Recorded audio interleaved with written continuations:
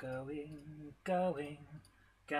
live. Hello and welcome to another episode of the GameHammer Live Game Coding Show. I have no idea what that was supposed to be in terms of actual song, but you know, these things happen. We are a couple of minutes late and I may end up having to end early because unfortunately I'm pretty sure I've managed to give myself food poisoning. But we'll see how we get on. Who's in the chat? We have Sir Patrick Furlong and Melody the Cat. We also have the mighty Space Chicken. It says, gotta get up early to beat Patrick to the Retrovator. Absolutely. Stomach is already churning. We'll see how far I get before I have to run away. Retro Rambles is here. Hello there. How you doing? And James Petts approves of game coding. I approve of that too. So I'm going to just grab a little bit of information here and put it into the screen so that we can see what's going on. Oh, my stomach is not good. This may end a lot earlier than expected. So I hope you're all having a great evening. Welcome back, my friends, to the show that never ends. I don't know where that's from, but I'll go with it. Today's game and the death count need to disappear because we don't need that. So we are, of course, doing live game coding, which means I should bring over, I believe it's this one. Yes, this is the one. There we go. I get there in the end, so you see, I can make things happen. So I need to bring up on screen the RPG Maker. But before I do that, I do need to close Steam, which appears to have gone weird, and close that. And then there is RPG Maker, and there's our game. Glad you're back, missed your videos. Yeah, we're going to be making some changes. We're dropping the number of videos on the Jenny Kirk channel because Jen is getting just hammered into the ground as much as I am with work. So we're dropping her routine from two pre-recorded videos and one live to one pre-recorded video and one live, which means there will be a bit more time for me doing my stuff, which is good from certain points of view, but bad from others. It's going to mean a few changes. Someone is driving around on a hairdryer outside going vroom, vroom, vroom. But before I go any further with a lot of this stuff, I need to bring something up on screen. And that means going back to this one for the moment while I find it. Because it's just, I can't believe that people in this day and age are still being this pathetic. So, I'm going to bring this up and we'll see how it goes.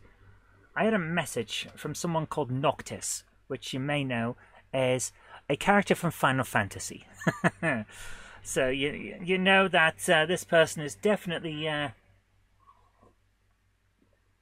one of those people that you have to take seriously because, well, how could they not be serious when we've got a person who's named after someone else because they don't want to share their own name? I'm going to bring it up on screen. Noctis, misspelled with a Q, says, coding a new JRPG, no actual coding in the video. Yo, ma'am, this is not what coding is, not even scripting. It's called making a game in RPG Maker. We all did that 20 years ago. Lulz. I would show you the full comment because what he actually says next is, lulz, try using Godot and then get back to me. So, I'm going to say this once for everyone out there. Using RPG Maker or any other game-making tool is game coding. I've been coding since the mid-1980s. I've coded in so many languages that I can't even remember them all. I've tried pretty much everything that's been going. I've coded games in a lot of stuff. I've been a coder longer than most people who comment this kind of comment have been alive. And I'm here to tell you, if you make a game, you're a game maker, you're a game creator, you're a game coder. Because you put the work in and you made that thing work. Doesn't matter whether you typed out the commands or pressed a button on a screen. You are a game coder. Comments like this from someone whose name, Noctis, means the night, which is pretty apt because he's not very bright, do not change anything. I'm a game coder. If you make a game, you're a game maker, you're a game coder. And all this stuff here. We all did this 20 years ago, lulz. You know what? 20 years ago, I was creating code in Fortran 95 in order to automate the assessment of astronomical data from a variety of different telescopes around the world. He was making games on a PlayStation 1 because that's what that RPG Maker was back then. It was a PlayStation 1 piece of software, and he couldn't do anything with his games. I'm here to tell you, as someone who actually fricking codes and has coded in everything from BASIC to C++, that if you make a game, that's brilliant. You've done more than 99% of people on the planet will ever do, and you should not be put down by idiots who use the names of Final Fantasy characters to hide who they really are. Yeah, gosh, that's a thing, Fortran. Fortran was amazing for very specific tasks. I wouldn't say that it was the best for game coding, but if you had a task in science and you were using Fortran, you were doing exactly what you needed to do because it was the absolute best tool for the job. Fortran made shit work. Once I finished that work, doing the automation of stuff back then for the astronomical data, which, by the way, helped to work out that the the age of the universe was a little bit different to what we thought it was. There you go. That was me helping out.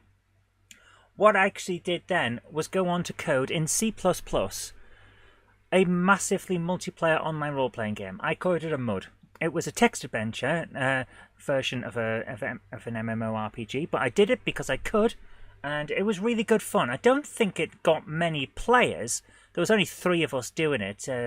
One guy who'd set up the server, and then two of us coding. That was a lot of fun. And then after that, I created a working TARDIS in Second Life, which was using Linden scripting language, which I believe is a variant on Python. I think it was a variant on Python. I've done it all, guys. And I'm here to say, if you create a game, you're a game creator. You're a game maker. You're a game coder. I don't care what you used to do it. Hell, if you created a choose-your-own-adventure book on pieces of card that you found in a hedge, you've created a game. You have done something amazing. And you've certainly done more than little Noctis there will have. Noctis is probably an incel. I'm not going to say. I'm not going to make any kind of statement on whether he gets some or not, but I think we can all say he doesn't. And that will be the end of that. No one should ever feel put down because they used a certain piece of software to do a task. If the task is completed, then you pick the right software to do that task. That's just how it is. Like, I could create this JRPG.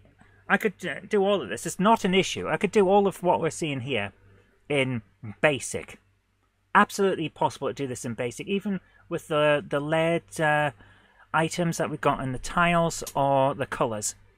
We could use a version of what is it? Y Basic or something like that on PlayStation 2. The basic for the emotion engine. We could code this in that. It would just take longer.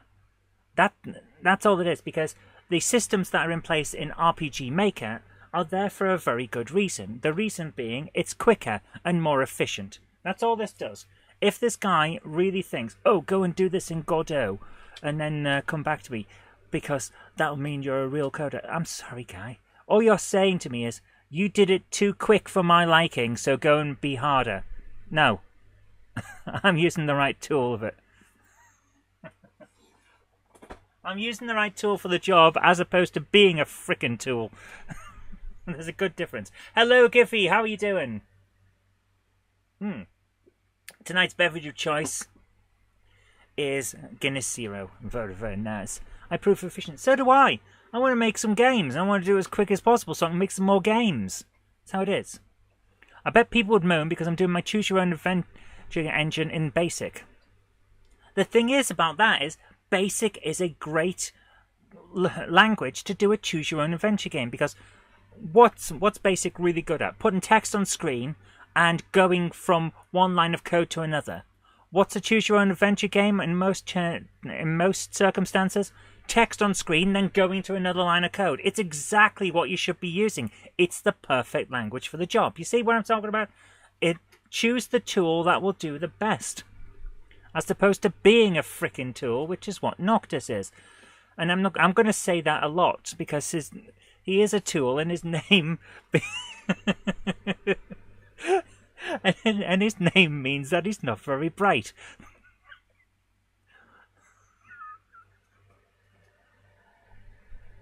Haha, chat didn't like my comment of what I would do to all of you if you dared use Comic Sans for anything. Okay, did it just delete it? I'm sorry about that. There are certain things that I've added regarding chat nicety. And YouTube enforces it quite stringently. It's one of those things. So, yeah, there's certain things you can't say anymore just because... Yeah. Retro Ramble says, Sir Keir's dad was a tool maker. Not a lot of people know that. He wasn't a bloody tool maker. He owned the factory. He wasn't the tool maker. He was the engine that you used to create tools. He was the tool equivalent of RPG Maker.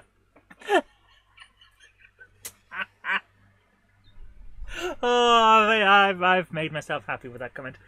I am impressed by anyone who can do things like this. Programming, coding, etc. is admittedly a bit beyond me, but I've got many qualifications and skills that a lot of people probably think I'm damn good at. Yeah, everyone has skills. Here's the thing.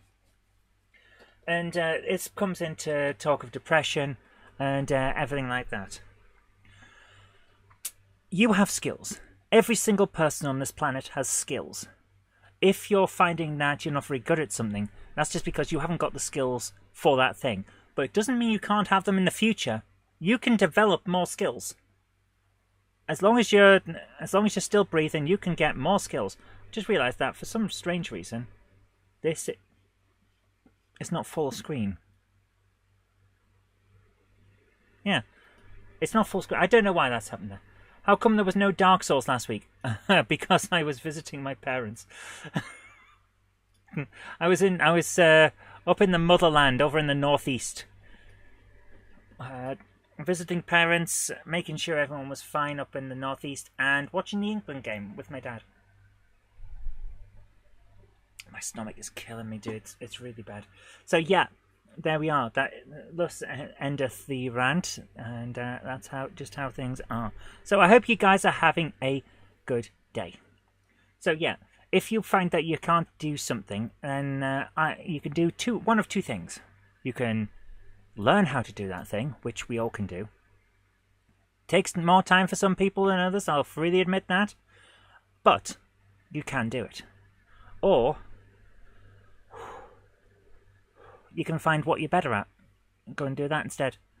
Okay, my stomach feels like it's bloating up like a balloon. I definitely have food poisoning.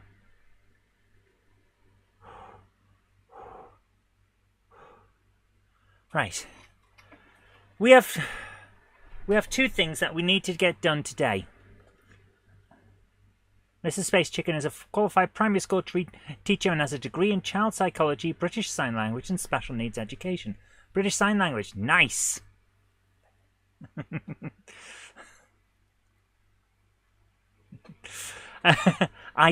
Despite being deaf as a frickin' post, I don't know much sign language. I'm terrible at it. I can say... and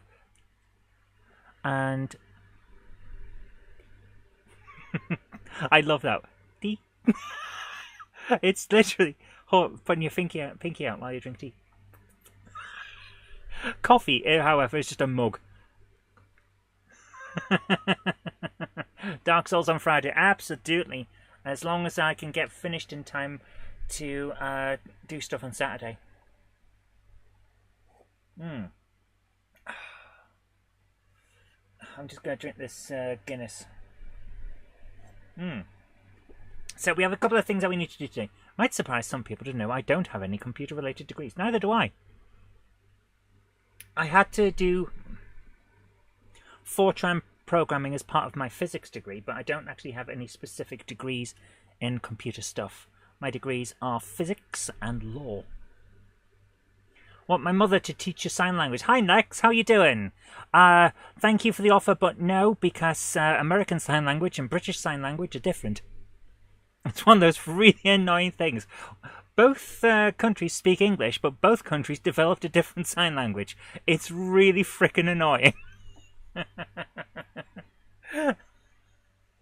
You guys' sign language is far more efficient if you're holding things because it can be done with one hand. Whereas British Sign Language requires two, so you can't talk while holding a cup of tea. Which seems inefficient from a British standpoint, because at what point are we not holding a cup of tea? It's when we're holding a cup of a pint of beer, isn't it? That's how.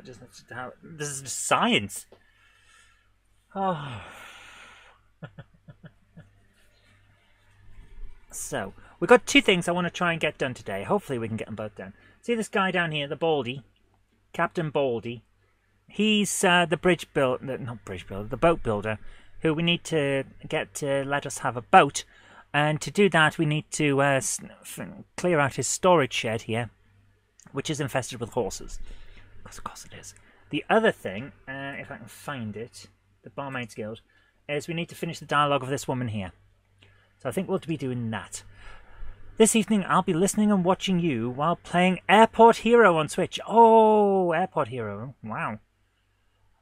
Your actual degrees are in history and childcare. You do have half a degree in psychology. I mean, an advanced diploma. You did an A-level in information technology at college and failed it. Oh my goodness, don't get me started on IT at schools and college. I did GCSE in information systems because it wasn't called information technology by the time I started it.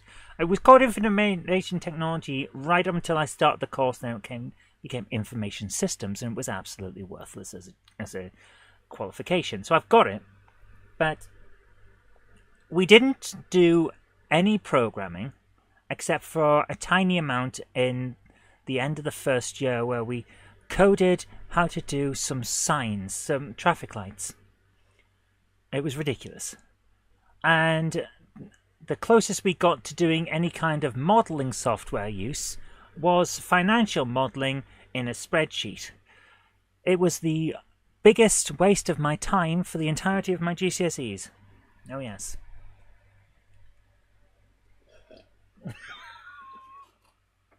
Okay, I just read what Patrick wrote there. Martin says he's at the last boss in Dark Souls. Patrick says, I thought you were the last boss in Dark Souls. Brilliant. I love it. See, this is why I love this community we got here. We all have a great sense of humour, and we like to rib each other, and it's fun. We've got a nice community here, guys. I really appreciate you hanging out with me. Oh, Giffy says his was in graphic design, typography, and bookbinding. That's cool. That is cool. Being able to properly bind a book is actually quite a surprisingly detailed skill. I saw a couple of videos on it on YouTube one time, and it looks intense. I can't do it. Let's put it that way. Oh, what have I pressed? I've pressed something and I don't know what it was. I don't want to change my actors. No. So, here we go. Lex has me and chill hop lo-fi music playing in the background as he cleans up his room. I cleaned my room once. I did it a little bit yesterday, and then I managed to hurt my back and had to take the night off to rest. And it still hurts now. It's one of those things. But I did get to sit and play a little bit of Warhammer Underworlds, which is nice. I pressed the summon the Jenny button. I better not have. Guinness is lovely. Right, guys. You wouldn't mind going to do preservation postgrad? Nice! That would be cool. We need more people to do preservation because things don't last. Seriously, they don't last. So let's have a look at what this woman wants us to do. We need to go to edit because we need to finish off all the stuff here. So, what?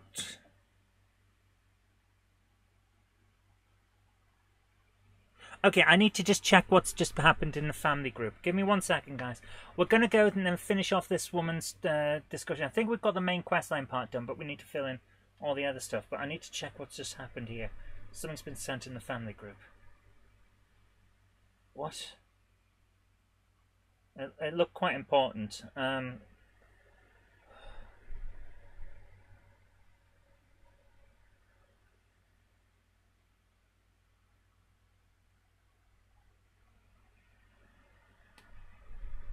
Okay, yeah, this...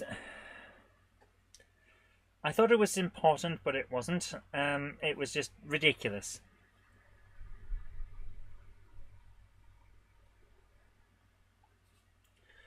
That was ridiculous. So, yeah, I was at the Warhammer shop over the weekend. We'll get back to this in a minute. I picked up a box of Warhammer Underworlds, the board game, which is really cool. I've been painting those over the weekend and really enjoying that. But I also got myself the White Dwarf Special Collector's Coin for issue 500, which is really cool. And it's got the Warhammer thing on the back. So, rather nice there. This is almost big enough to use as an objective marker in Warhammer. So, I'm quite happy with that. I might collect those. Doesn't NVQ stand for not very qualified? No, NVQs are actually really good qualifications to have. And if you've got an NVQ, I think it's level 4, it's basically a degree just by another route. They're really good qualifications. It's just vocational instead of academic. And to be honest with you, I don't think we should be separating them out like that. But yeah, it's just how it is. It's Warhammer Underworlds, the sequel to Warhammer Underwear. Yes, yes it is. That is exactly what it is. How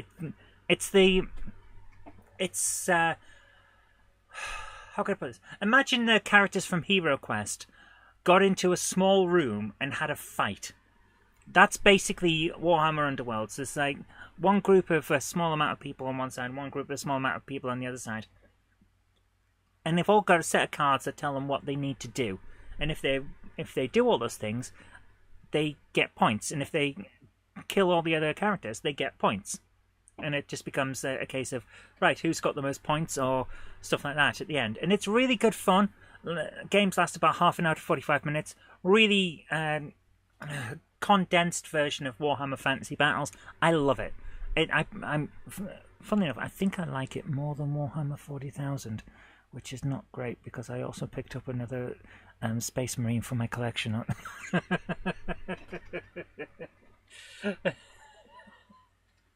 You may have just accidentally bought a really, really fast RC boat.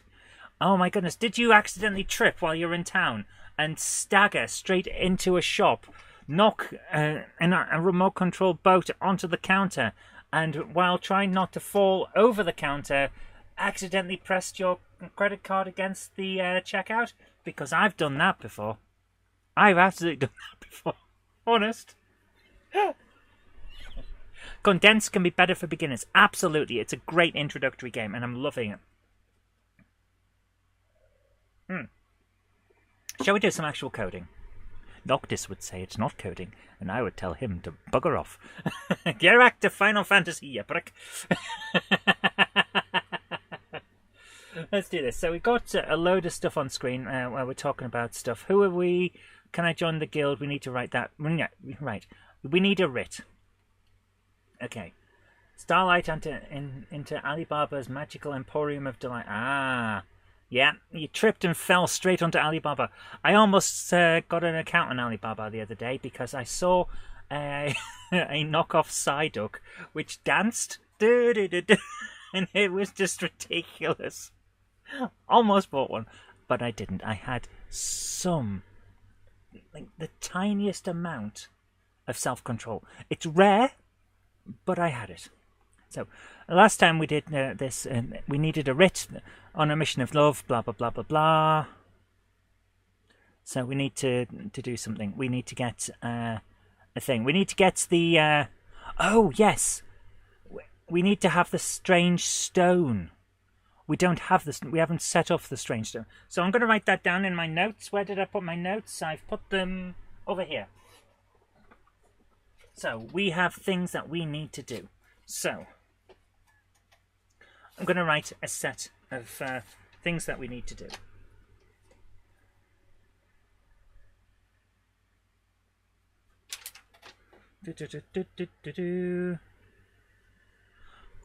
We need to add sacred barmaid stone into game. Oh, the family group's blowing up. We need to complete Angela sequence in game and complete boat guys sequence in game. So we're probably not going to get through all of this, but we're going to see how far we get, and that's what counts. So we've got the options that are here for about how we got this thing and all of that. And it appears that we've actually managed to finish this off. Oh yeah, we did the lies. Yeah. Okay. A deal is a deal. I'll summon the High Council to discuss the terms of the writ that you asked for. Right, that was it. That was it. Yes. Okay, let's do this. So, we now need to add the rest of the sequence because we finished the chat. Cancel, cancel, cancel, cancel, cancel. Cancel.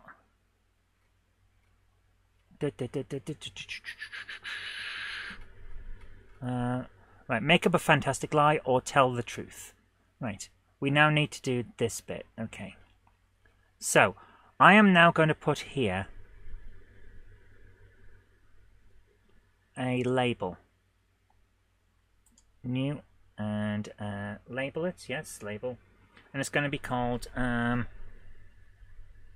Guild Meeting. Okay. Now we need to scroll up a bit and go to where the other one was, where we tell the truth. Which is here. And we need to have, for this bit, go to guild meeting. So that I only have to do this once. Jump to label. Guild meeting. Let's do this. Right. So that will jump to guild meeting. And then we've got down here the bit that's called guild meeting. So let's do this. We're going to now jump to different places. Game progression control switches. No. I think it's in 3. Let's have a look in 3. Yeah, change map. No, get location. Actually, I think it's on 2. We don't want to change the tile set or the map or the location info. Screen. We want to fade the screen out. Fade out screen. So that's our first bit. So it goes to black. Then we want to transfer player. That's it. Transfer player. Let's go to the guild bar, and we're going to stand our player just about here. Yeah, that's it. That's where we want to be. And then go down to OK. Direction.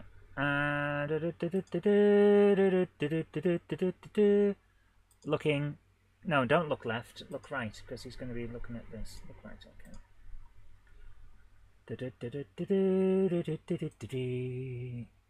New. Let's have. Right. How do we do this? How do we move characters? We've done this before. Set event location. What's event?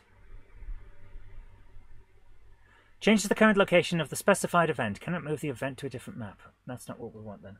We've now transferred the player to a map. Can we bring people in?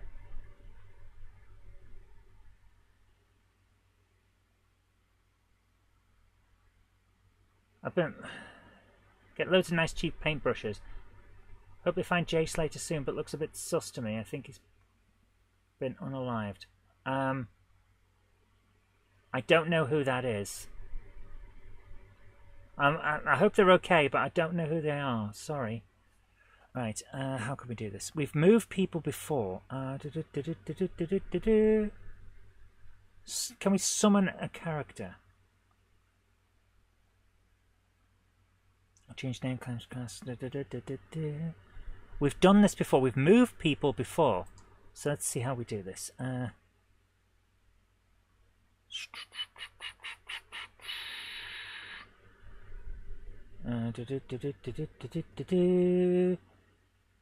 on, there's got to be a way. Fade in screen. Yeah, fade in screen. Young man who vanished in Europe under mysterious circumstances. Oh, well, I hope they find him. We need to transfer the character. I hope they find him. That can never be good, man. As if by magic, the shopkeeper. Essentially, that's what we're doing. Yes, right here. Change encounter, change formation, blah blah blah. Why am I not seeing what we're doing here? We have done this before. We did this. We've got to have a way to do it. Oh, that's just very annoying.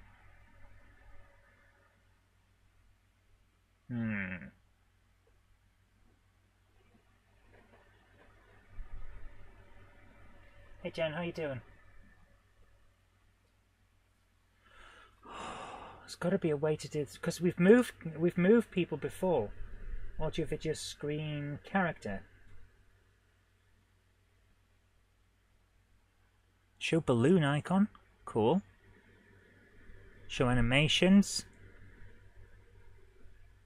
Specified animation to the character on the map. Could be. Set movement route. We've done that before. On and off a vehicle. This is very annoying. It's got to be. We've done this. We had a character move. We changed their position.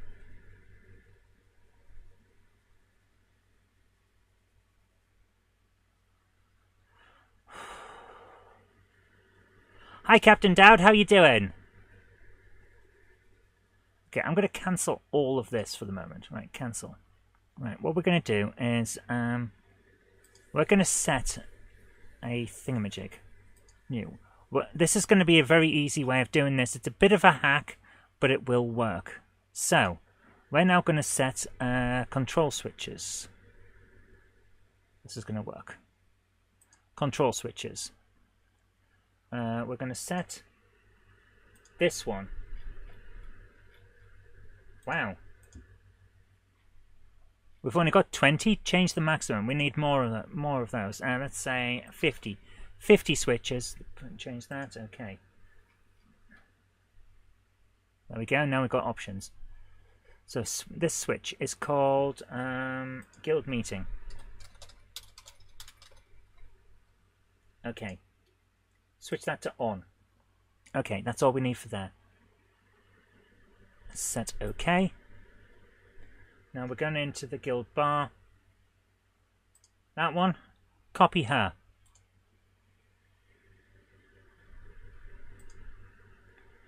And then go to the guild bar. Place her there. And edit her. Right. Nothing in there. Absolutely nothing. Her movement is not at all. She's not going to move at all. Random to fixed. I'm going to change her picture so that she's looking up. Can she look up? No, she can't. Yes, she can. There we are. Okay. New event page. She's not going to be there at all on this first one. Okay. And then go to switches. If we have guild meeting on, she's here.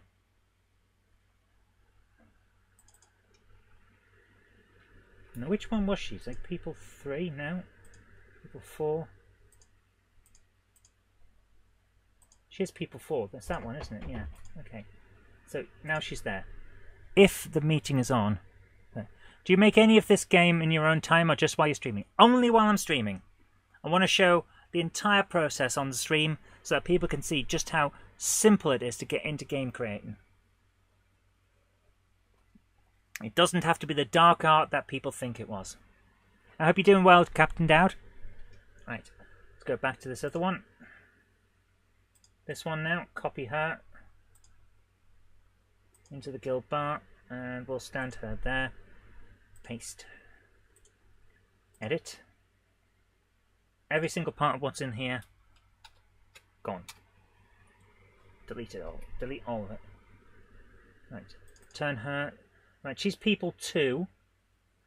Yes, she is people 2, yes. So I'm looking at a second monitor, by the way. Then go to here and new event.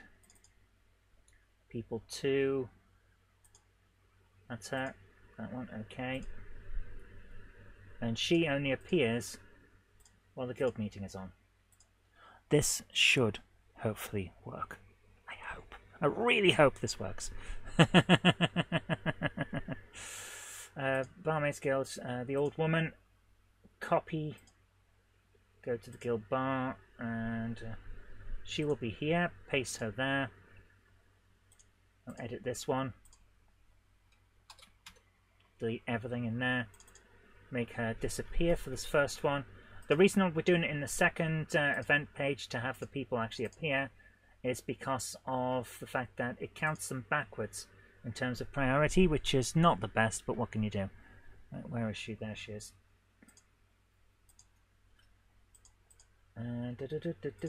Guild meeting, okay.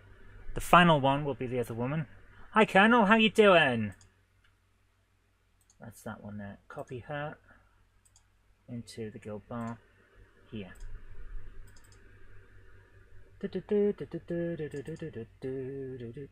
She's on people 4. Okay. But if we bring up the event page, guild meeting,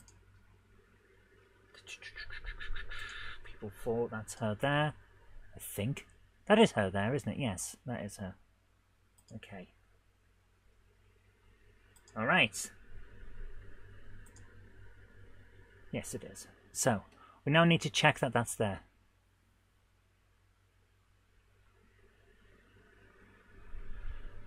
Colonel Ward says, shopkeeper who tried to stop armed robber with a labelling gun is unalived after struggle. Police say they are now looking for a man with a price on his head.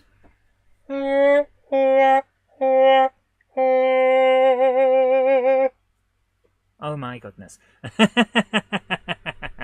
Right, we need to change something in this. So we're going to change this one now as a tester.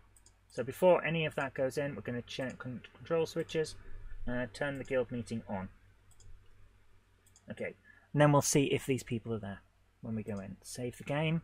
Right, what we've done is basically set up all of those people to appear in that other room on the situation where the guild meeting is on. And we're doing this for a very specific reason, because when we do the sequence where we're in there and they're all talking, I want them to actually be present, you know? This is just our way of getting around some of the limitations that we had. Let's do this. We're going in. Quest for the GameHammer, new game. You have so many omnibus comics. I'll bet. It's so easy to get lost track of how many things you have, isn't it? Right. We have to wait for her to get out of the way. I should have moved her, to be honest with you. But I didn't. Hopefully she'll come across this way.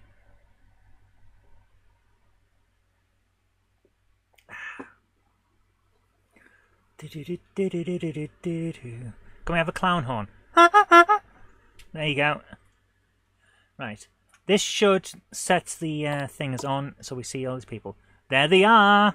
They don't do anything. But there we are. The guild meeting is on. And because we haven't set the thing with the other bits on, they're just there.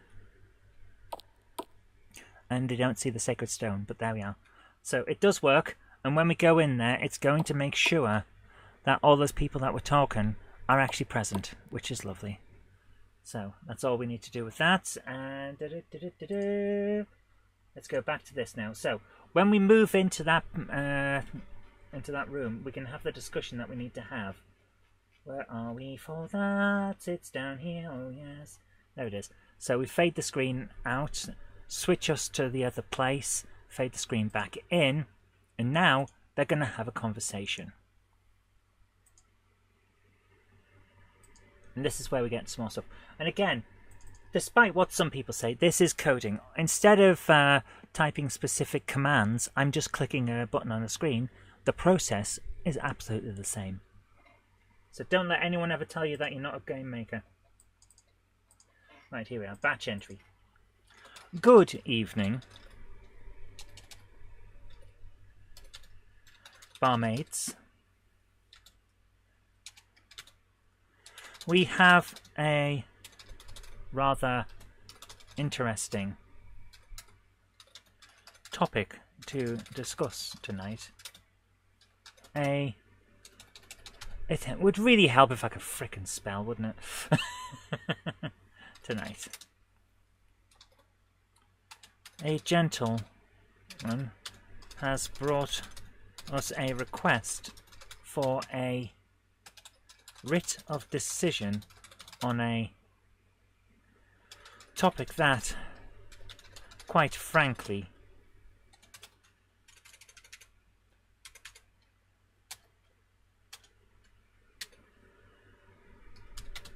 I'm surprised did not come up earlier.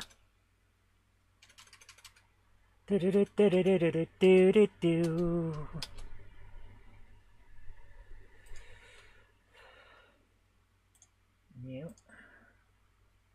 Show some text. Now the old woman is going to talk. What? Which one would she be? She'd be him. Even. Well, it may have come up before. We can't be sure. Not after all those old sets of minutes got eaten by those horses during the great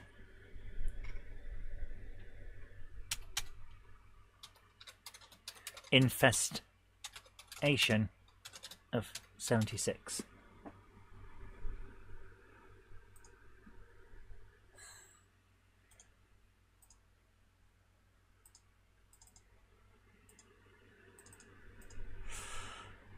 Did Jerry from Jerry and the Peacemakers have a pacemaker? Nice question. I don't know. It's one of those deep philosophical questions that we just don't know the answer to.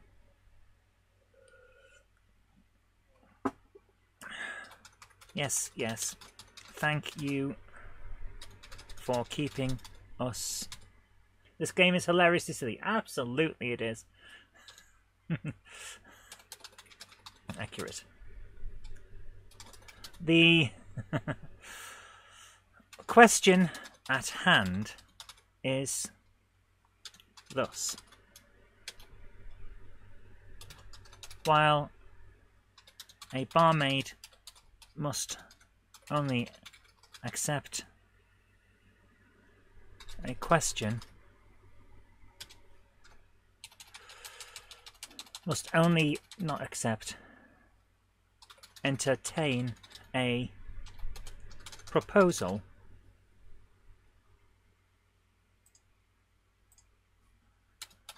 if a drink or two has been purchased. Does the purchaser have to be the proposer, or can someone purchase on their behalf?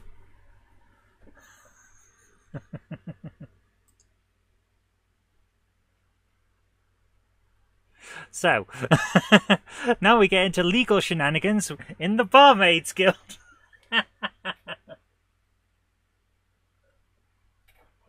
Let's do this.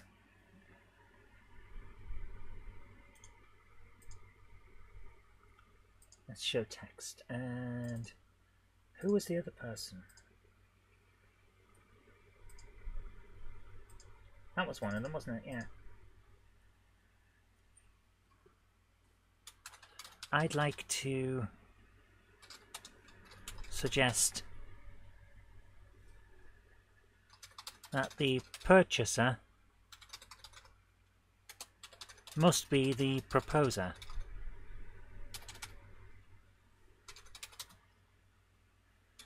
If we maintain a strict reading of the rules, I propose adding more red herrings. Don't worry, once we've gone through the main story, we're going to have all kinds of extras added in. Red herrings left, right and centre, including an actual red herring, which we may or may not have to fight as a bonus boss. I just want to make sure that for the start we can actually get right through the actual game. If we maintain a strict reading of the rules, it seems clear that the original intention was to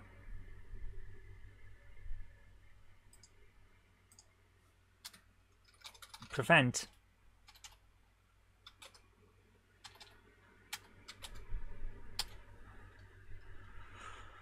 people drinking while others were proposing.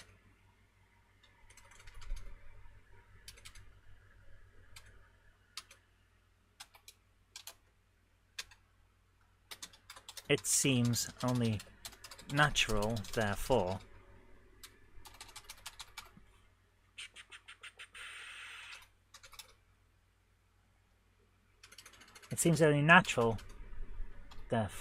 nope,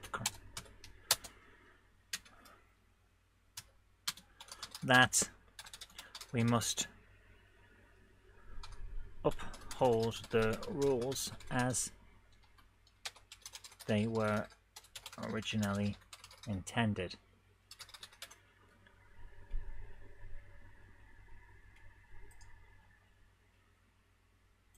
And then should text the old lady's going to agree. I agree. Back in my day, it was uncommon for a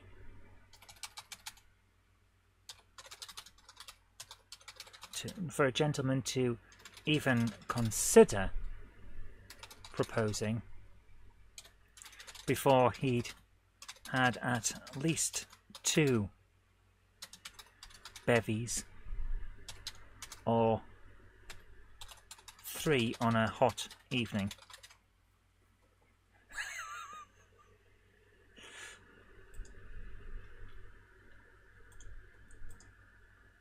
But who was the other person? Okay, give me a second. So we've had the yellow-hatted one. We've got 2 yellow hats. Interesting. Purple hat. So we've got another yellow hat. We're going to have to change one of these hats. You're looking forward to more Batman? I'm looking forward to more Batman as well. I think it's going to be nice. Edit this. Right. This woman doesn't actually do anything. She's supervising Barmaid Norks and she's got nothing to say. So we're going to change her to green instead of yellow, so that they look different. Okay, we're going to have to do that in the guild bar area as well. I think she's this one over here, isn't she? Yes. So she now needs to be green instead of yellow. Okay, there we go. Okay. That way we have different looking people when they're talking and it doesn't get confusing like that time we did all those goblins where they were all arguing and every single one of them was the same image. That was hilariously dumb on our count, wasn't it? My hot evening next. And then the green one's going to jump in. Where is green one? The green one appears to be a young lad, but never mind. It's a young lass now.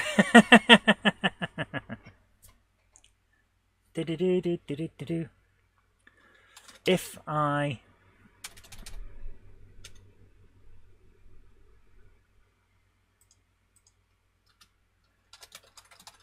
interject I must disagree. A strict reading of the letter of the rules does not state that the proposer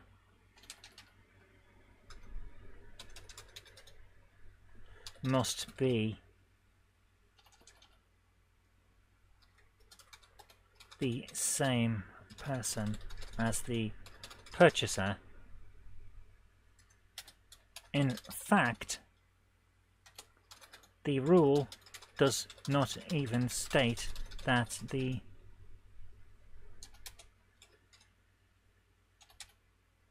proposer has to even drink the drink that must be purchased. It must, therefore,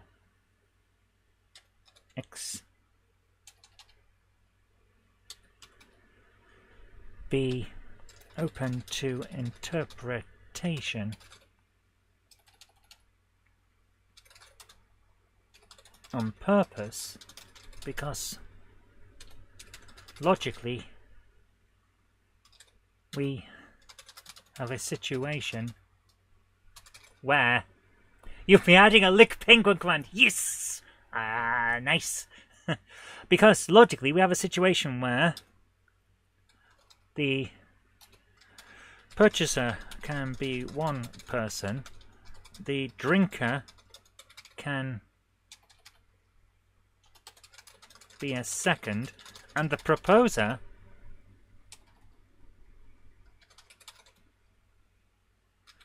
could be a third person. Surely this was all discussed at the time, and since we do not have any amendments to the rule, or even statements in the many commentaries on the rules, we must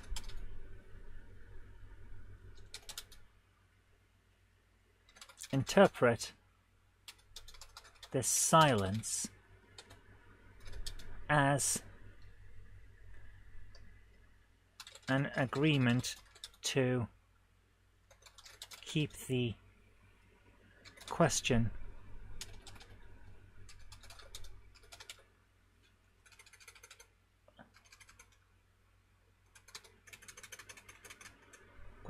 open, to allow for situations such as the one before us.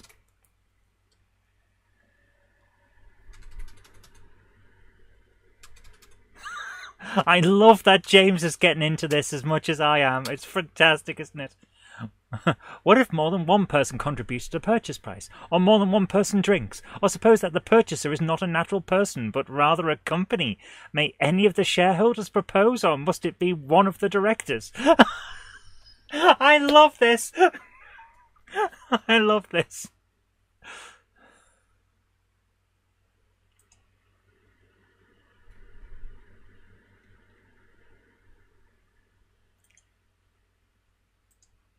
Right, we're now going to go in and have the granny say, "Oh, good grief, not Norks again.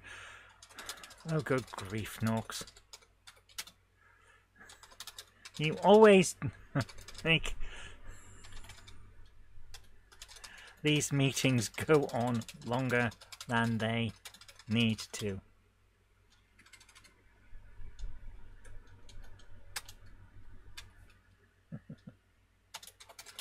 You'll drive us to drink.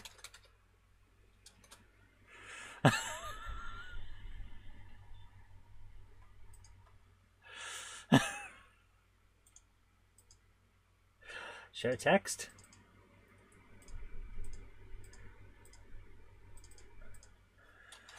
I just like clarity. That's all.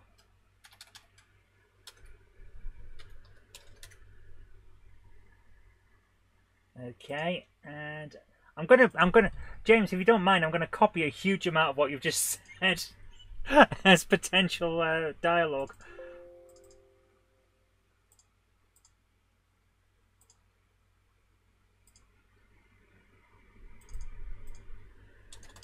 Nox, are you seriously suggesting the founders of our guild intended for one person to drink while another proposes, and to do it all on someone else entirely? Do it all on the dime of someone else entirely? That doesn't seem right. Feel free to use all of it. Thank you.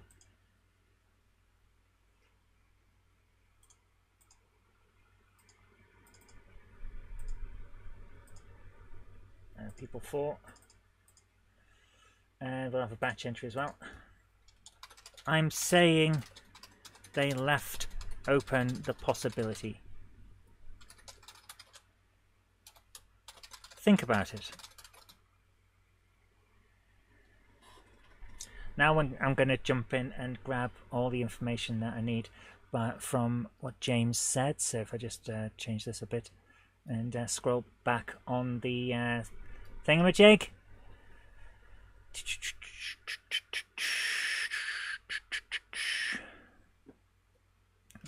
Think about it. The possibilities are endless. If we open up the interpretation,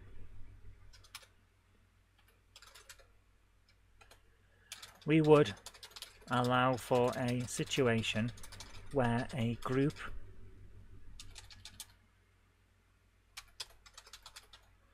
could pool their resources to buy a drink for a third party to propose.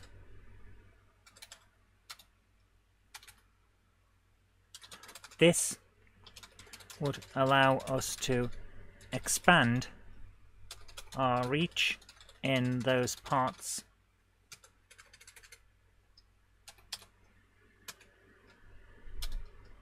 of the world where drinks are expensive,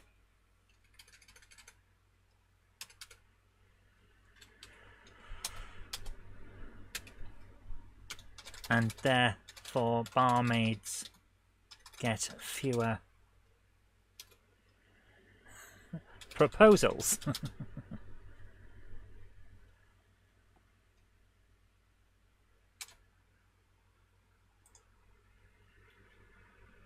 And then we're going to add in one of the other people talking. We haven't had the purple-headed woman for a while, so where's she? Where is she? Where's Purple Hat Lady? There she is.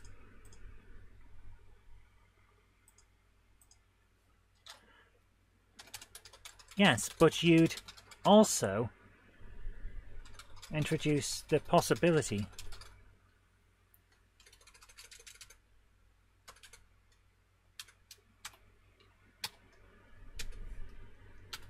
of skinflinting. What if 2 people pooled their coins to buy a drink and they both drank it, and then both proposed at the same time?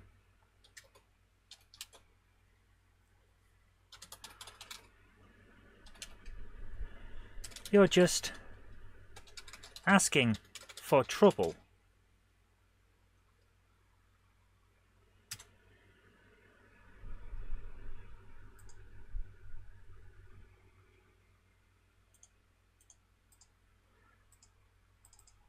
and then we can have another person, the granny again.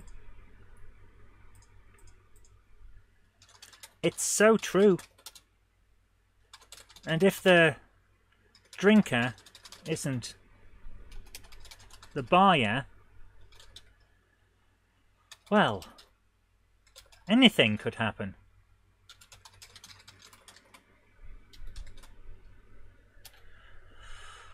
A company could buy drinks and have all the shareholders get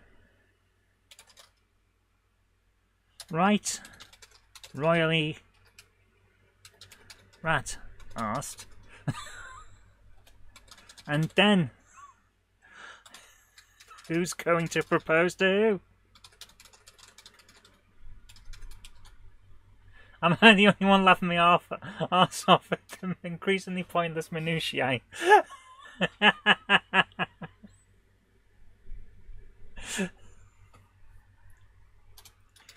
We'd have absolute chaos.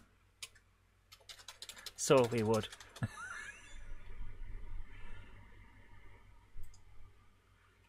What was that woman's name? The grandmother. What was her name? Retired barmaid.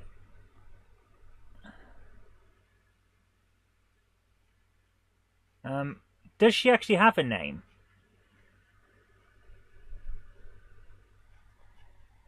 I'm not sure we actually have a name. Yeah, I don't think she has a name. Right, retired barmaid Edith now. That's her name.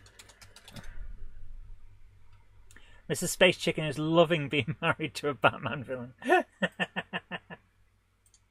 Right, let's go back into here now and scroll all the way down on this ridiculous list of stuff.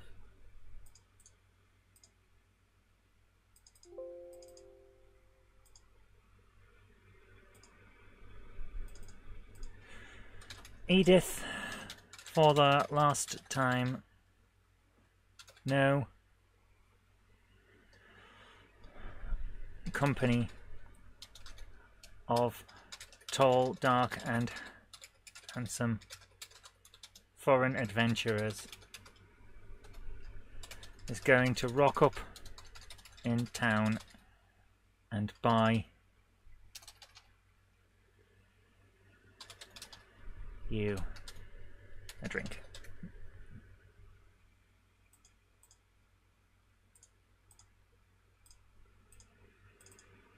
To which Edith is going to say, I'm just saying it could happen. And this new version of the rules would mean I wouldn't even know if their proposals would even be legal.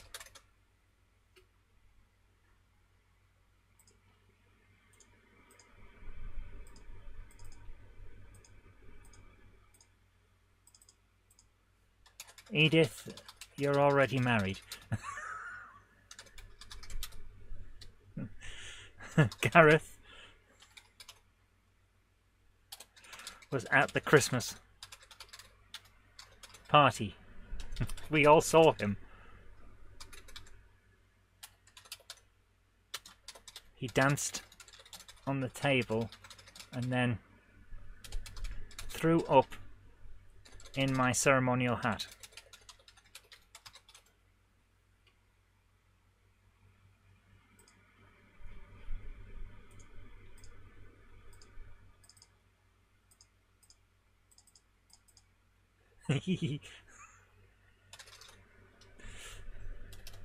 That was a good night.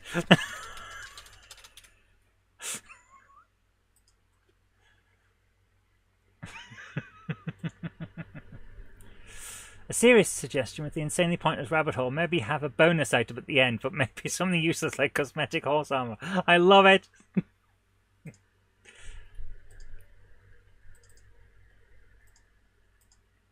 Where's Bumface? No, that's Bumface. Excuse me, ladies, but could we possibly get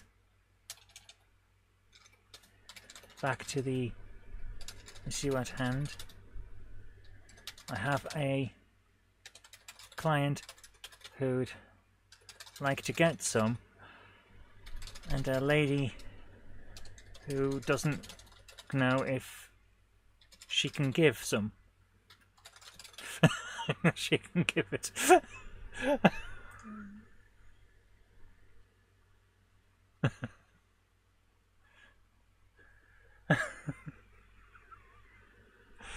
Maybe you have a character who responds with fully understand what she's talking about and everybody else has to explain.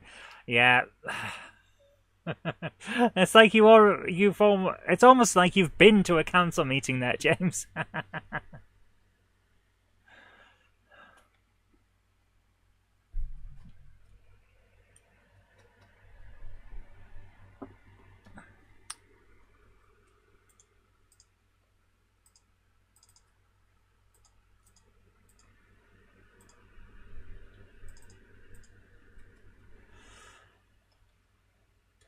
Sorry, Captain, but this is an official, helps if I can spell, doesn't it? Official meeting, and only official barmaids may speak. That's also in the rules, you see.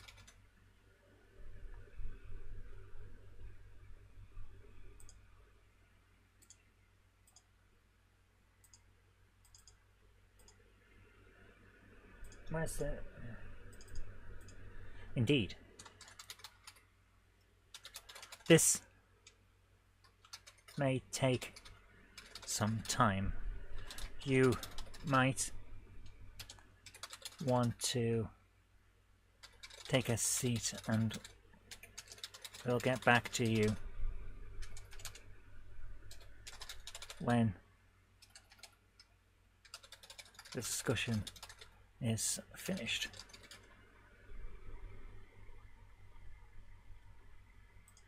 Right, then we're going to fade out. New. Fade out the screen. And then fade the screen in again.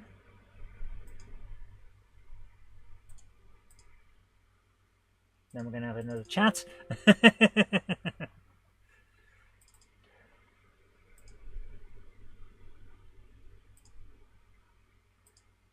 Where is our... There we are. Let's go with purple-hatted woman. Yeah. All I'm saying is, it's a...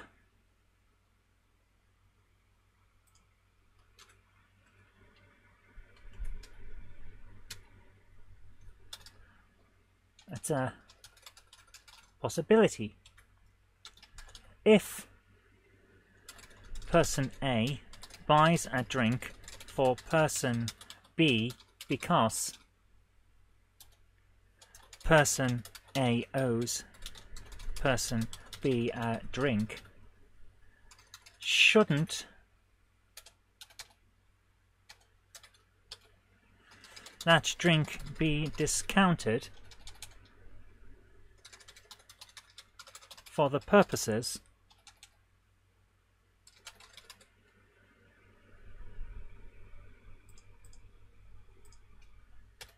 of the proposition rules, on the grounds that the drink is not so much a drink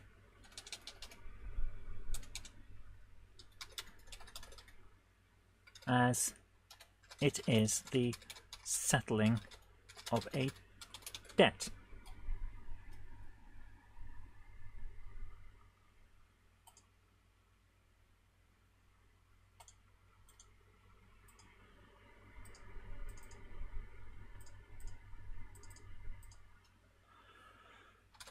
Well, if we're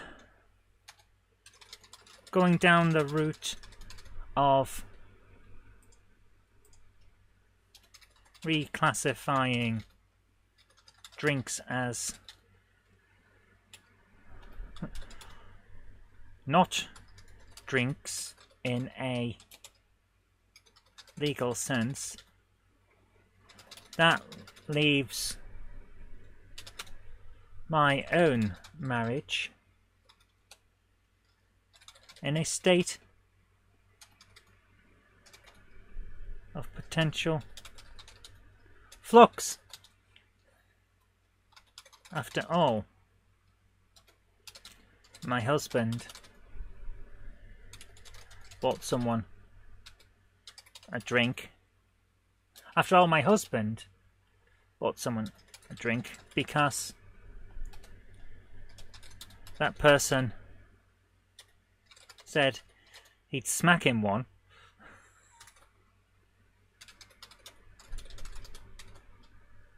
If he didn't. Does that mean he only bought one drink before proposing to me instead of two?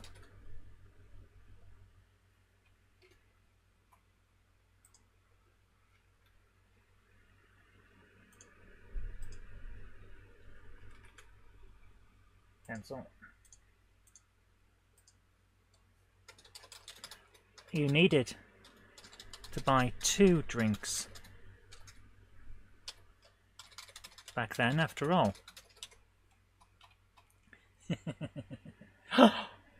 Batman fires a water pistol at a huge and expensive Cuban cigar that Zoe's smoking in Zoeland. Cigar crime! Cigar crimes! Many, many crimes.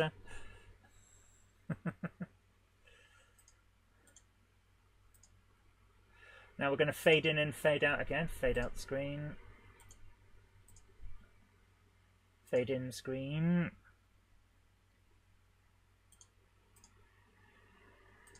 Now we're going to have even more legal stupidity because this is hilariously dumb and I love it.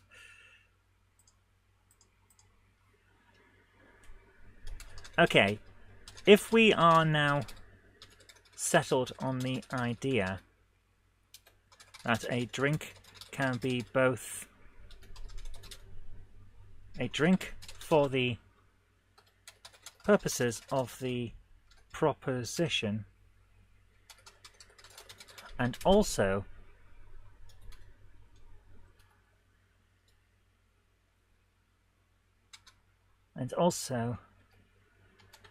count as the payment of a debt, a bet,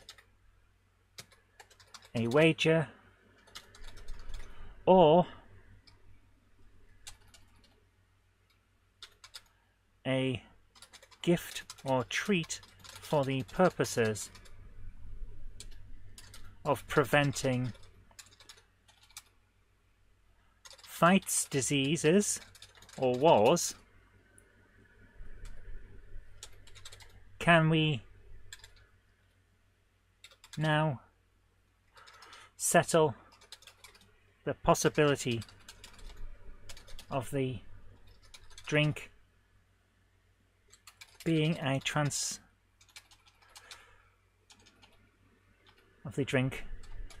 when counting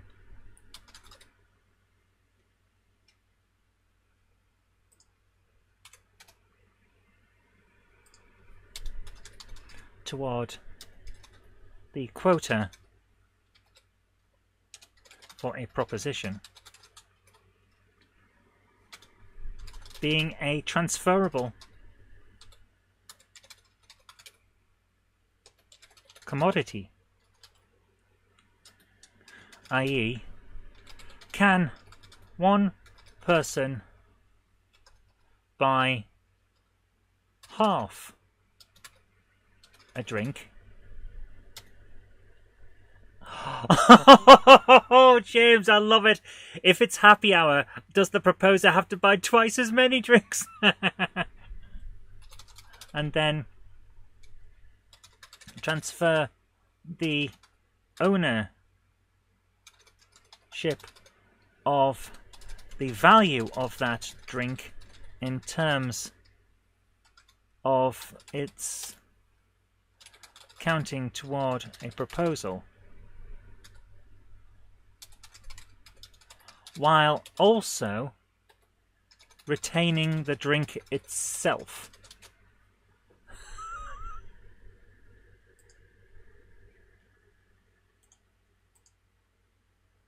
Show text.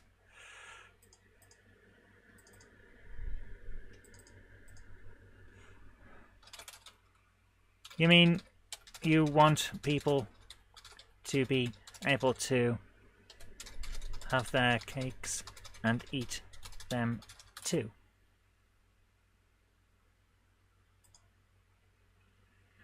If a person can transfer the ownership of the value of a drink counting towards a proposal, can people set up a proposal exchange and trade proposals futures? Oh my goodness!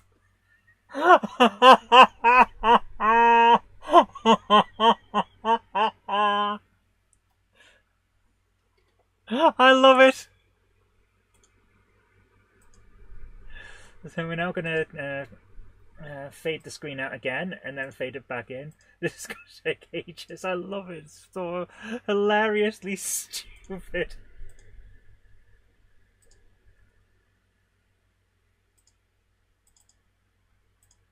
Right.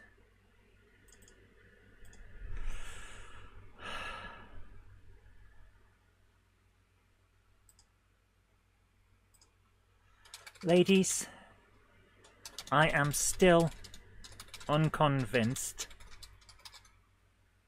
that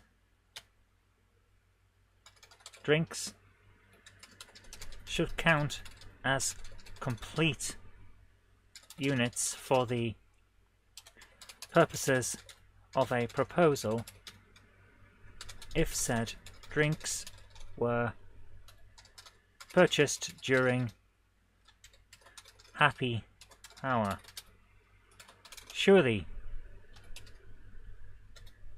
the value of the drink halving should also, sorry, hang on. Surely the price, not the value. Price of the drink halving should also half the value of the drink when counting toward the proposal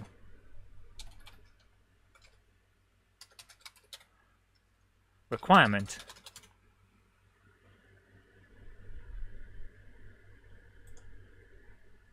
Does a shot count as one whole drink, or as a fraction of undetermined value, and a customer has to make the difference in shots of the same drink? Oh my goodness! Okay, we're adding that in as well, because that's brilliant.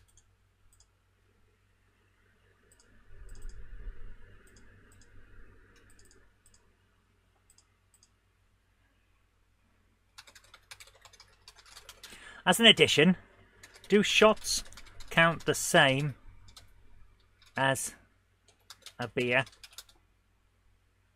Should someone who tries Dutch courage and downs 3 vodkas have a drink in reserve for a future proposal?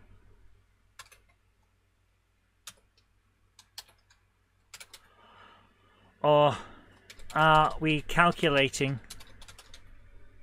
this all by volume?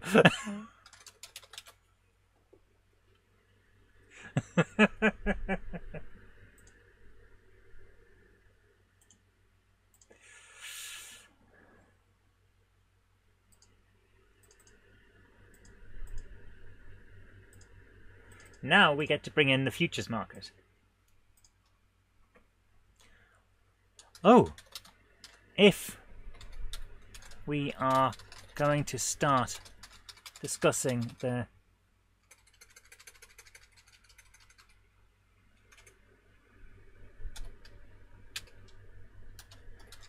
possibility of drinks being held in reserve for future proposals. This feels like an opportunity to discuss the potential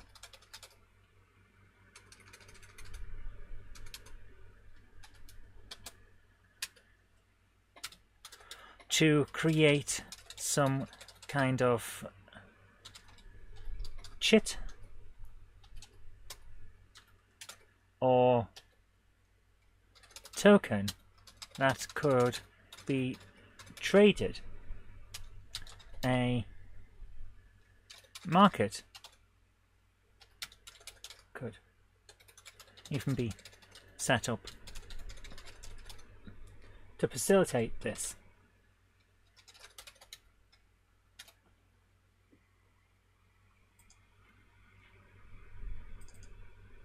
Should target, should text even, where's the other woman? For the last time, Nox, we do not need a kissing booth by the back door.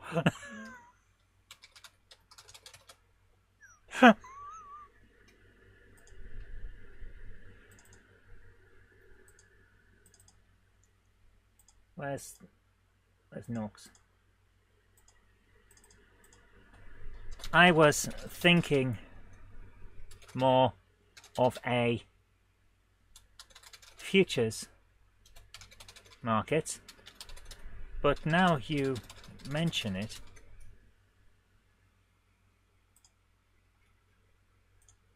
then we're going to fade in and fade out again. This is going to be the stupidest, longest conversation ever, isn't it?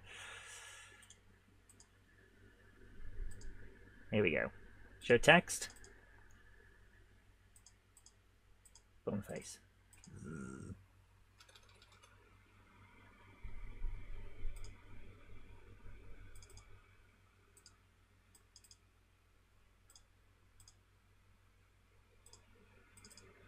Bum face. Kissing booth, back door. Have we strayed into Pornhammer again? Yes. Yes, we have. Welcome to GameHammer After Dark.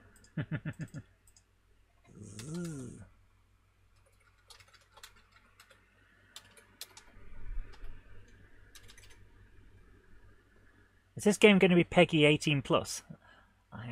I'm saying nothing.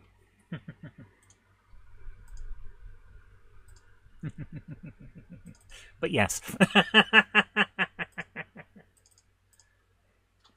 Bum face. Yeah, what? Yeah? What? Where am I?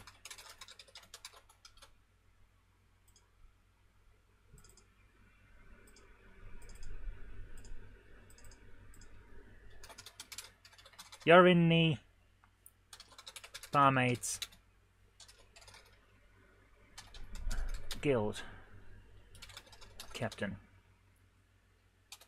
We've reached a conclusion.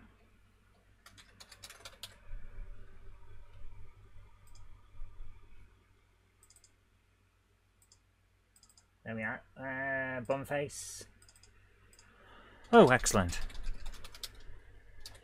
May I head back to my client and deliver the good news?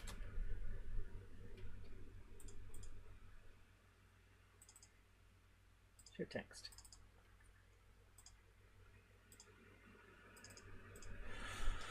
You may. but it's on a few conditions.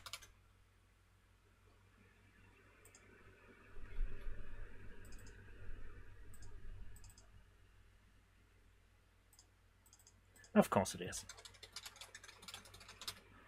Nothing's ever simple, is it?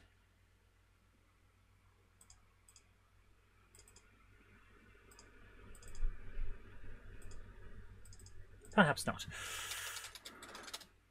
Never. Well, that's... Here are the conditions. Don't worry, I've written them down so you won't forget them.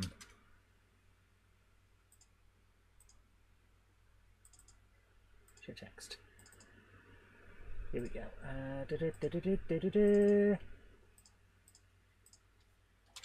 Condition 1. The proposer and the purchaser of the drink must have entered the establishment at the same time.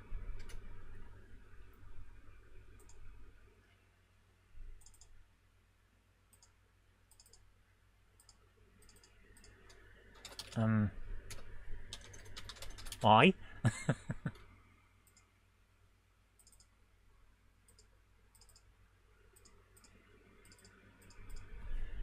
To prevent the trading of proposals for other commodities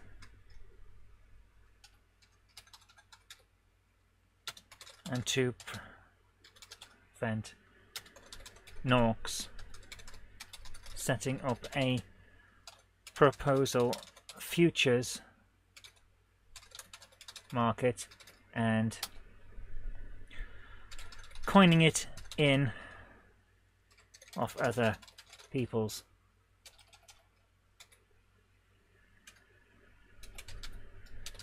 misfortunes.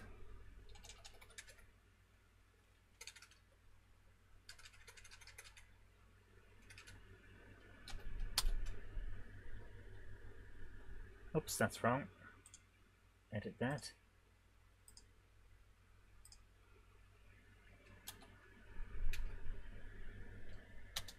Well, no more than we do already. Right. That was condition 1, wasn't it? Yes. Who would have thought that buying a pint would leave you with a PhD level legal knowledge? Well, you've never been in a proper pub conversation if you don't think that's going to happen. There's always someone there with their reckonings.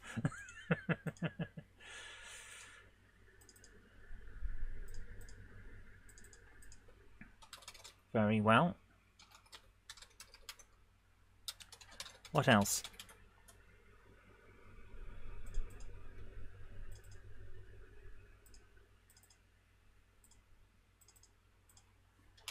Condition 2.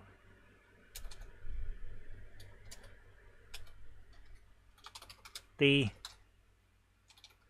purchaser must buy at least 2 drinks and the drinks will be determined to be eligible as drinks for the purposes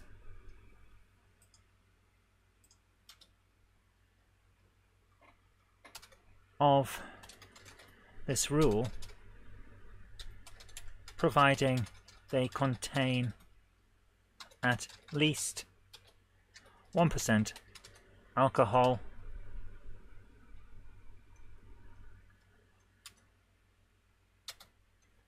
However, there is no limit on the amount of alcohol any drink may contain in order to count as a drink for the rule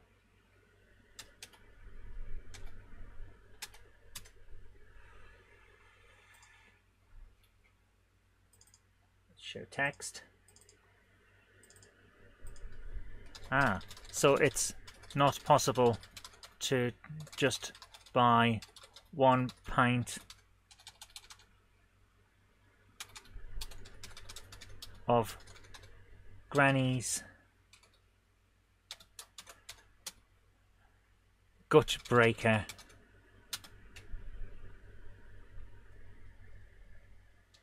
then make it count as 6 proposals all at once.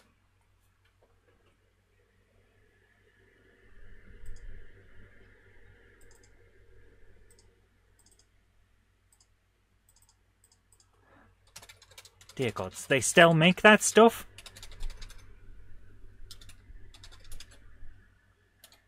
I thought it was illegal everywhere except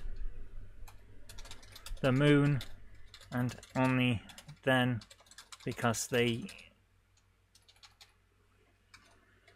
use it as an alternative fuel.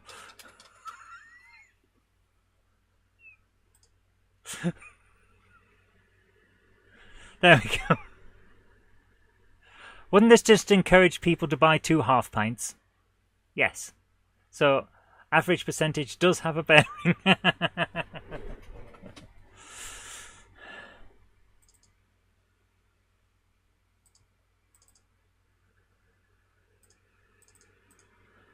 I hope it's not illegal. I bathe in it regularly.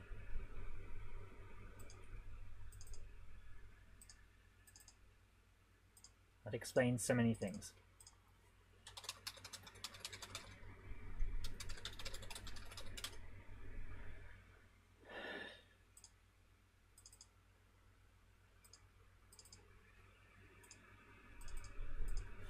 Anyway, here's the third and final condition.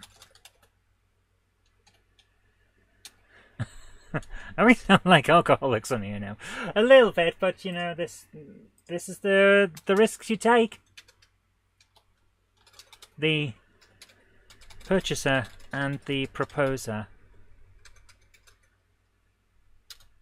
may not both propose to the same barmaid using the same drinks. This one should be self-explanatory.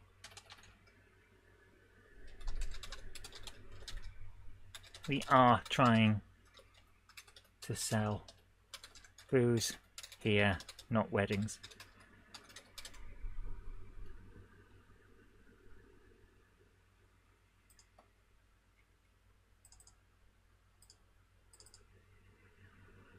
Face. Okay, yes, that's fair enough. Can I go and pass on the good news now? My grandpa's homebrew vodka was useful in space-time experiments. As if you'd drink it, you'd wake up in a different place with lost time. Amazing! A teleporter! And mind wipe tool in one. Excellent.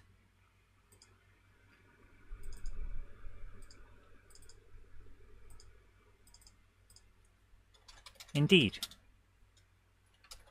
Good luck, and may we not see you again for quite some time. Okay, so now we have to turn off the control switch of guild meeting. We need to turn that off so that the people won't be in the room anymore, but we also need to transfer. I think it's on 2, isn't it? Set of transfer player, yes. Cancel. Cancel. Clicked on the wrong place, haven't I? Right. New fade out screen. Turn off the thing. Transfer the player to Barmaid's Guild. There. Direction will be left. Okay, and then fade the screen back in. There we go. Okay. Let's hope this works. All right.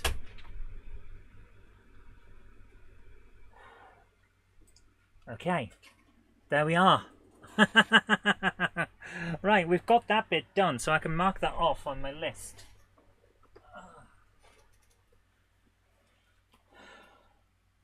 That's not... We haven't completed the sequence. We've created an entire chatter, which I think people who play this game will enjoy, because it's hilariously stupid, but also based a lot in legal discussions, which kind of grounds it in the reality and makes you think. But yeah, I think we're doing all right with that. We need to take out from here, this line here about the control switches. Just going to remove that one. Thank you. And then we're okay. So, right. With that, is there anything else we need to do with this character? Can I join the guild? Oh, we haven't got that in there. Back in a few, and no, I'm not about to try some of my grandma's homebrew vodka. I don't want to be on border security again. Right, we've got the writ and all of that. Blah, blah, blah, blah, blah.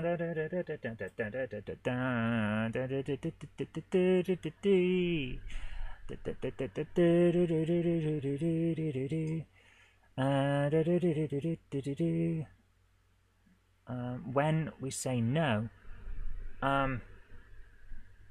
yes, I bet it would be. I don't remember what the when no is for.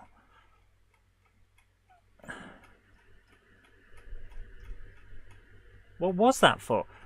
Have we missed out a bit about... Oh, is this from when we were talking about... Yeah, I think this is from when we were talking about the thingamajig. They're giving them the stone. Was it? I think so. Right, this is where we come in. Yeah. Okay. Right. Make up a fantastic lie or tell the truth. If party has a strange stone... Is this the stone by any chance? Okay. Where did you find it? Make up... Tell the truth or make up a fantastic lie. So that's not it. That's not where that comes from.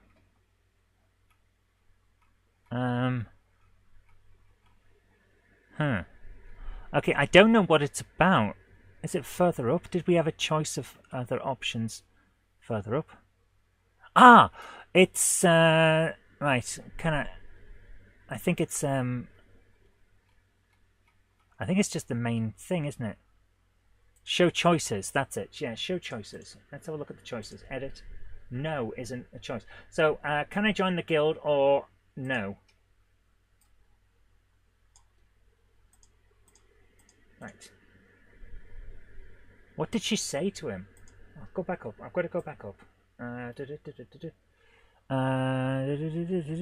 Yes, can I help you? And then we say no. Okay.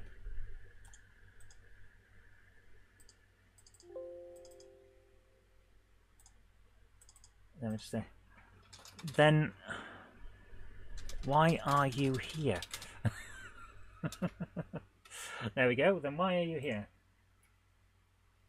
Now, for this, I'm going to have a silly answer, but we're going to do the usual thing of having different options. So we need a random number of random between 0 and 3, so to give us 4 options. Right. Control variables, random number. Now, we need to do a conditional branch. If variable random number equals 0, and then we'll have an else branch. Okay. If that equals that, and then new conditional branch. If no cancel, we need variable random number equals 1. Again, if for anyone who came in late, I'm looking at a separate monitor so that the mouse moves quicker from my point of view, but you're getting the higher resolution stuff there on the screen, so that's what you're seeing, but my version is over there. Variable is 1, else new conditional branch, variable of random number is 2, continue else branch, and then the else for that one is 3. So then why are you here? If random number equals 0, Captain Bumface is going to say something stupid.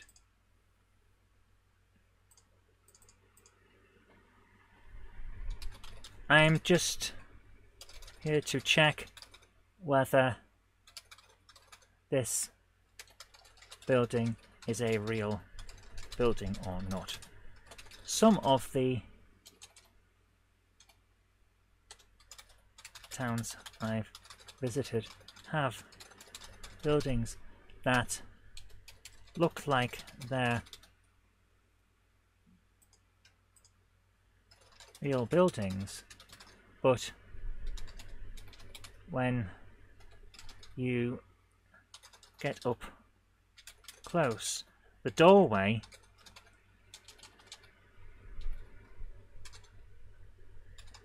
is just painted onto the side of a wall.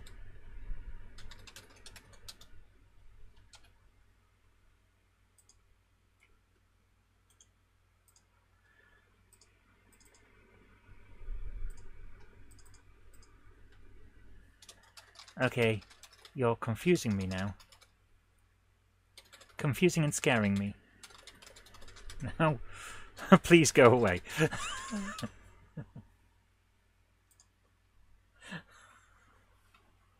Right, if the random number is 1,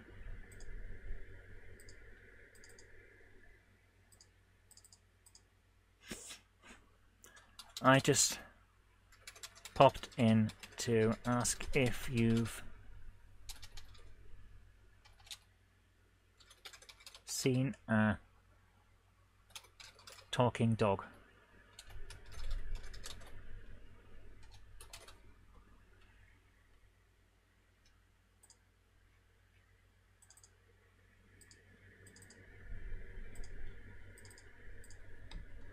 Sorry, I have not.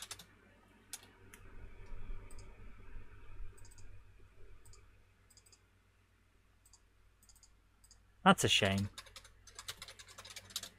I'd love to see a talking dog. I have no idea why I'm writing this crap. Random number is 2. Bumface is going to make up something even stupider.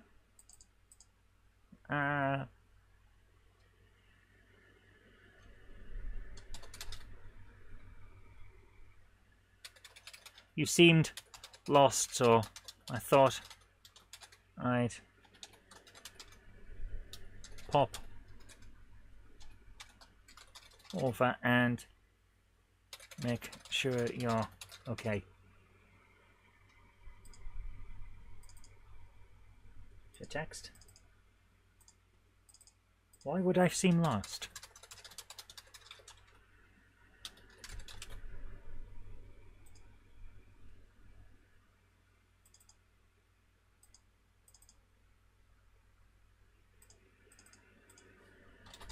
Well, you have been pacing back and forth randomly.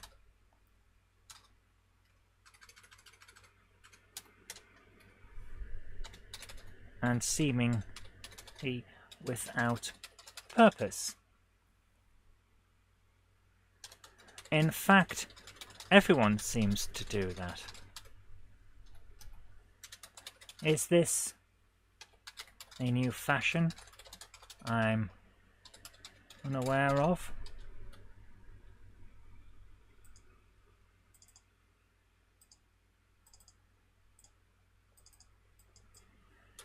My good sir, it would appear that you are unaware of all fashions.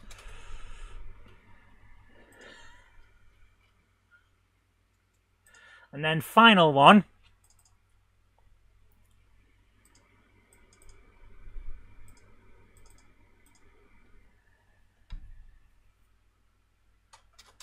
Did you know I once won a water skiing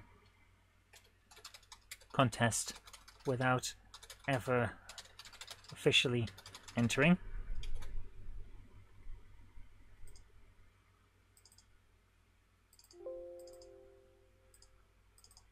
How on earth did you do that? How did you manage that?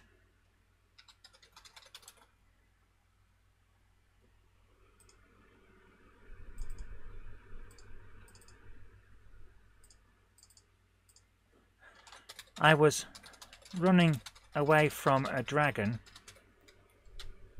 and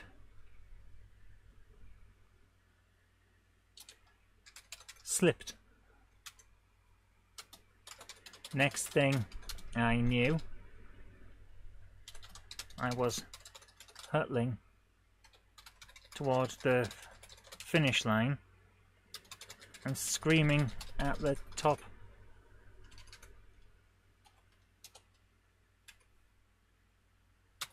of my lungs.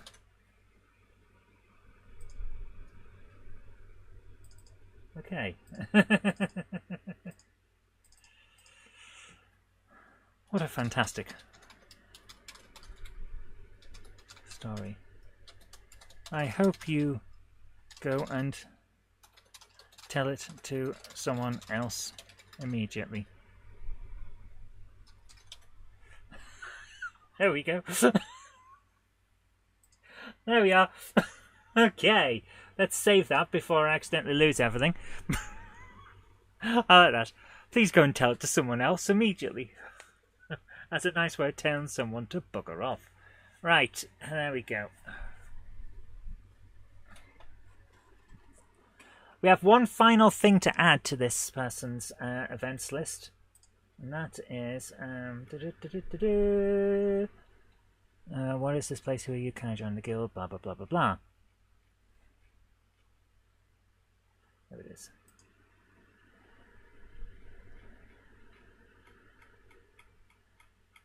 Hold on, hold on, hold on.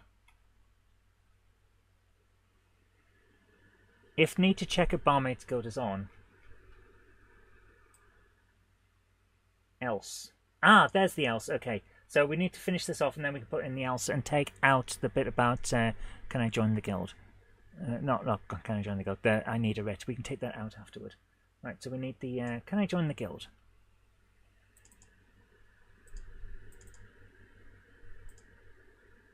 Bumface. Yeah. I'd like to be a barmaid, please. Show text. Very well. We have strict entry requirements.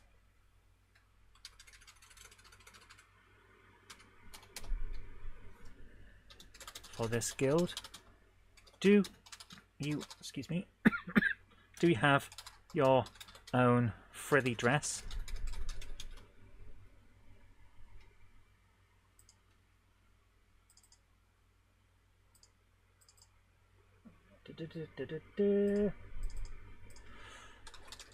Well, I don't like to brag, but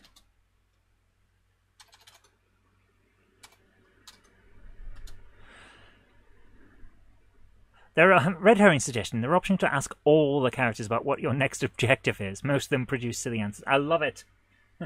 Well, I don't like to brag, but there's this lovely pink number in the back of my wardrobe. Some of them give useful clues, some give bad clues. I love it.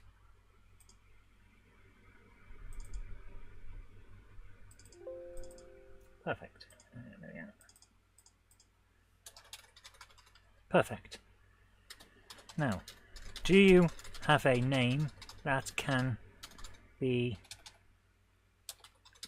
easily warped into a cheap sexual pun?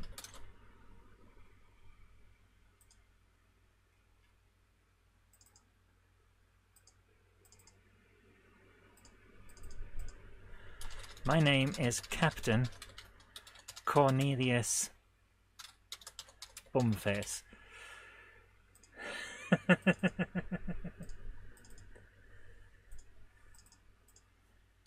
Well, it's not ideal, but we can work on it.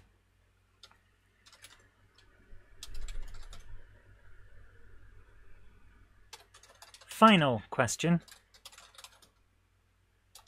Do you have a pair of pruning shears?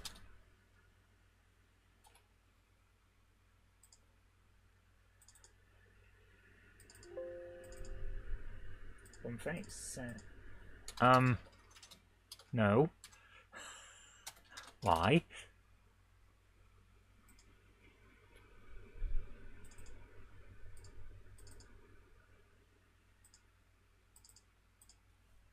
Well, this is a bar maids guild, and you're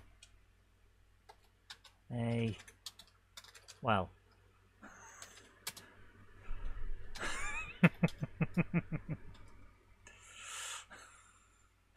a cheap sexual pun. I've got a few, but this game would definitely become Peggy 18 plus.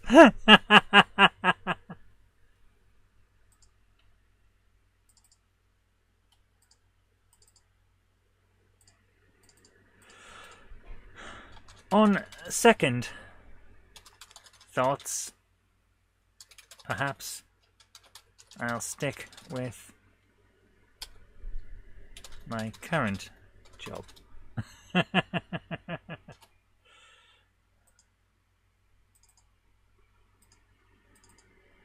Perhaps that's for the best.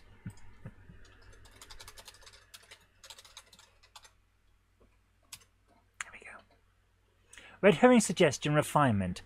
Some responses to the red herring conversation prompt a fetch quest of silliness that leads to receiving a useless item. I love it. We should absolutely have to do that. We absolutely have to do that. Okay, now we've got this done. All of this can now be put into the other place.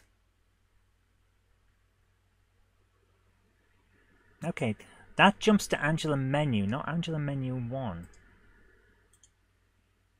So let's edit that, because that's going to come into play in a moment. Right. We now have to go right to the bottom of this.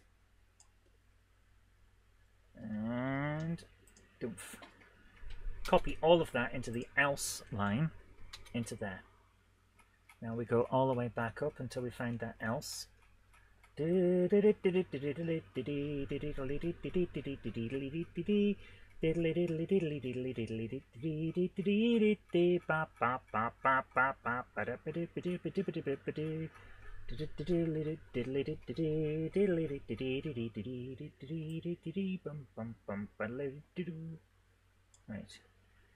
No, that's still going. There we are. Right, Angela menu 2 now, you see. Because this is the second set of options. So, edit to Angela menu 2. And now we change all of this. Edit. I need a writ is now removed. No is now removed and put there. And the cancel choice becomes 4 instead of 5. Okay. Now all of that just disappears and all the stuff. There we go.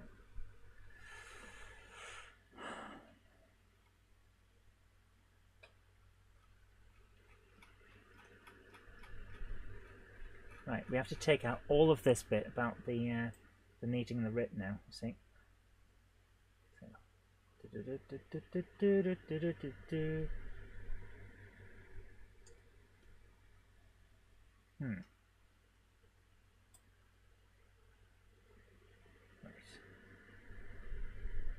Right, we now come down to the bit that says no. Perhaps that's for the best. When we say no, start there, go down to the base of all of this, and delete all of that.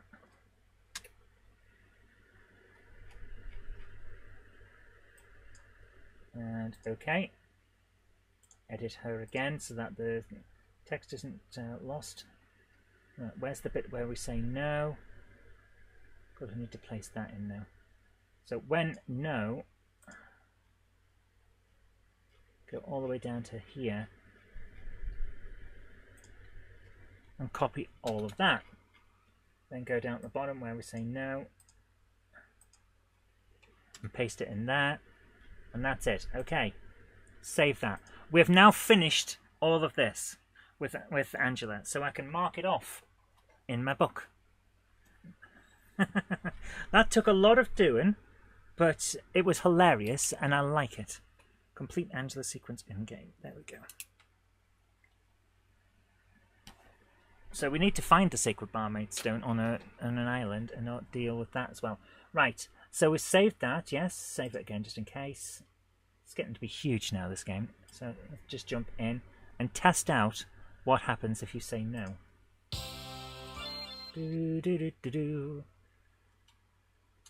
Go up here and across and talk to her. Come back! Come back! Yes, can I help you? Where is this place? Who are you? Can I join the guild? Or no? No. Then why are you here? Did you know I once won a water skiing contest without ever officially entering? How did you manage that? I was running away from a dragon and slipped. Next thing I knew, I was hurtling toward the finish line and screaming at the top of my lungs. What a fantastic story. I hope you go and tell it to someone else immediately. Introduce a fourth wall breaking fetch quest which involves the player making themselves a brew. I love it. Oh yeah, that's her finished with. And then we go into here again. Can I help you? Can I join the guild? I'd like to be a barmaid, please. Very well. We have a strict entry requirements for this guild. Do you have your own frilly dress? Well, I don't like to brag, but there's this lovely pink number in the back of my wardrobe. Perfect. Now, do you have a name that can be easily warped into a cheap sexual pun? My name is Captain Cornelius Bumface. Well, it's not ideal, but we can work on it. Final question. Do you have a pair of pruning shears? No. Why? Well, this is a barmaid's guild, and you're, well... On second thoughts, perhaps I'll stick with my current job. Perhaps that's for the best. There we go.